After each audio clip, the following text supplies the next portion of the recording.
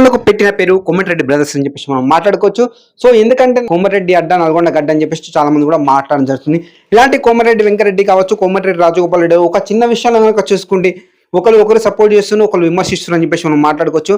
So మన recent కనుక చూసుకుంటే మనకు కొల్లాపూర్ మీటింగ్ దగ్గర మాట్లాడుతూ రేవంత్ రెడ్డి ఏం చెప్తుందంటే ఇంకా 10 ఏళ్ళు సీఎం నేనే అవుతా అని చెప్పేసి రేవంత్ రెడ్డి మాట్లాడడానికి కౌంటర్ గా మనకు రాజగోపాల్ రెడ్డి ఒక ట్వీట్ చేయడం జరిగింది.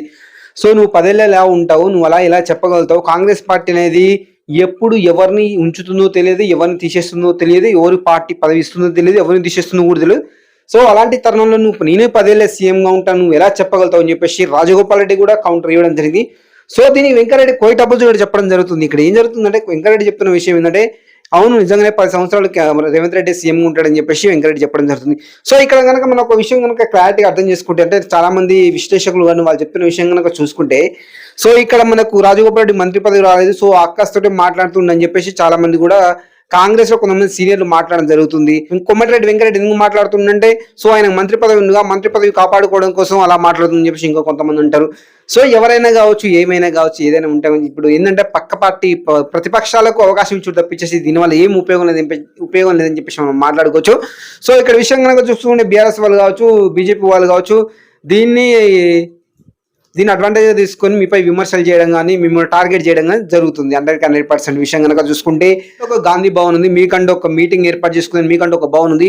సో అక్కడికి వెళ్ళేసి ఒక మీటింగ్ లాగా ఏర్పాటు చేసేసి ఏంటి పరిస్థితి, ఇలా ఉంది పరిస్థితి, సో ఇలా అనుకుంటున్నాం అలా అనుకుంటున్నాం, మరి బీసీకి 42% ఇవ్వాలి కదా, మరి బీసీలకు కూడా అవకాశం ఇవ్వాలిగా, మరి గత కొన్ని సంవత్సరం బీసీలు అనిశ్చిత గురవుతున్నారుగా, మనం 42% ఇస్తామన్నా కదా, సో ఆ తరుణంలో మళ్ళీ నేను సీఎం అని నువ్వు ఎలా చెప్పగలుగుతావు అని చెప్పేసి వాళ్ళు మాట్లాడుకుంటూ అయిపోయింది. సో ఇప్పుడు కనుక చూసుకున్నా మళ్ళీ రేవంత్ రెడ్డి నేను 10 సంవత్సరాలు సీఎం అనేసరికి చాలా మంది బీసీ నేతలు కావచ్చు, కొంతమంది మీడియా జర్నలిస్ట్ వాళ్ళు చెప్తున్న విషయం ఏంటంటే నువ్వే 10 సంవత్సరాలు ఇంకా సీఎం అయితే సో మరి మా పరిస్థితి ఏంది, మా బీసీల పరిస్థితి ఏంది, సో మేము ఇలాగే ఉండాలా అని చెప్పేసి కూడా చాలా మంది కూడా కాంగ్రెస్ పార్టీ సపోర్ట్ చేసిన సోషల్ మీడియా వాళ్ళు కూడా చెప్పడం జరుగుతుంది. సో మనం ఫైనల్ కనుక చూసుకుంటే నిజంగానే కనుక కాంగ్రెస్ అధిష్టానం అవకాశం ఇస్తే రేవంత్ రెడ్డి కావచ్చు, ఉత్తమ్ కుమార్ రెడ్డి కావచ్చు, లేకపోతే బట్టి విక్రమార్క కావచ్చు, ఎవరైనా కావచ్చు. సో ఎందుకంటే కాంగ్రెస్ పార్టీ అనేది జాతీయ పార్టీ, ఎప్పుడు ఎవరిని సీఎంగా ఉంచేది కాంగ్రెస్ పార్టీ కూడా క్లారిటీ ఉండదు.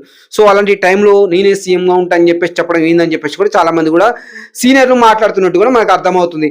సో ఇది విషయం నాకు తెలిసినంత వరకు ఫైనల్ గా చెప్పాల్సిన విషయం ఏంటంటే సో కాంగ్రెస్ పార్టీ అనేది జాతీయ పార్టీ కాబట్టి ఎప్పుడు ఎవరున్నో తెలియదు కాబట్టి సో తొందరపడి ఇలాంటి నిర్ణయాలు తీసుకోవద్దని చెప్పేసి కూడా చాలా మంది కూడా మాట్లాడుతున్నారు మనకు అర్థమవుతుంది.